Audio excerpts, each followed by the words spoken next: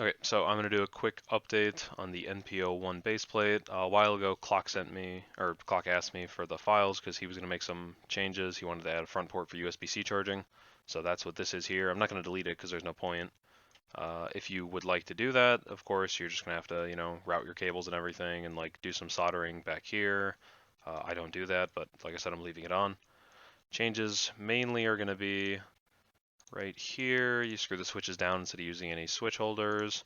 I've got these little plunger add-ons that go on the NP01 on the left and right click. You'll just tilt these basically, say like this or so, and then tilt and slide them into place so this hook goes on the backside and it locks them into place. And then you'll have a screw here. Probably put your screw on before you, slide them on. You can probably do it after too, but it's just easier to tap it and make sure it's good when you have it like separate from the mouse. This thing's your top piece. I used to do this originally in 2 pieces, and it required more supports. It was a little more annoying to print. I think at one point I made it down to 1. This is just a more simplified version of the 1. This is upside down. You're not going to print it like this. This is how it's going to sit inside the mouse, and you're going to screw it here and here, and that'll secure it to the top. You'll also be screwing the plungers, well, not the plungers, but the back part of the left and mouse button. Here, let me generate some face groups on this thing so I can click. Right here, these 4 right there. And then, like I said, your main 2 screw points are going to be there. That's going to fasten it to the top of the mouse. Got our back side button here. The front one's going to actuate just fine and line up. The back one, you need this little spacer thingy to get it to work because it's just not going to click otherwise. Other than that, fairly simple print. I'm going to pop over to the slicer and show you because I'm pushing these out in 3MFs, and that means I have my support settings saved on this thing.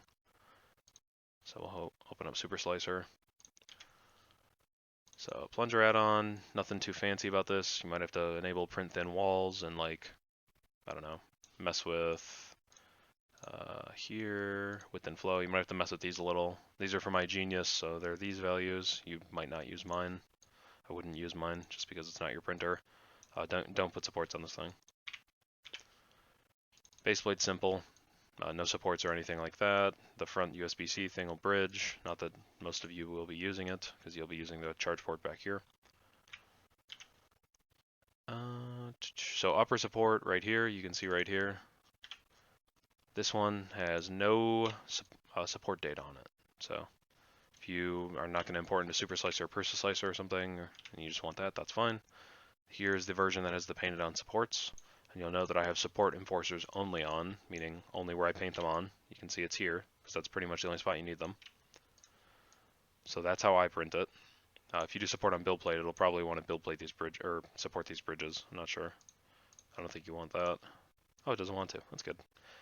This is still annoying to clean material out of, and you don't need a bridge there, or a support there, so I wouldn't do it. But you could. But yeah, this is how I print it. Pretty simple. And I think that's it.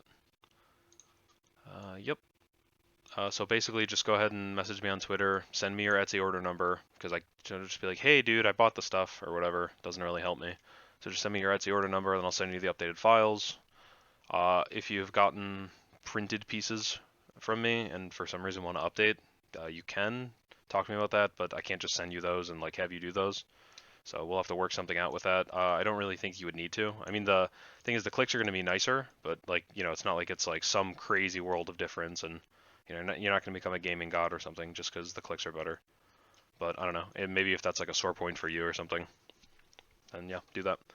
But yep, hit me up. Any other questions? Just go ahead, use your common sense. If that doesn't answer it, ask me.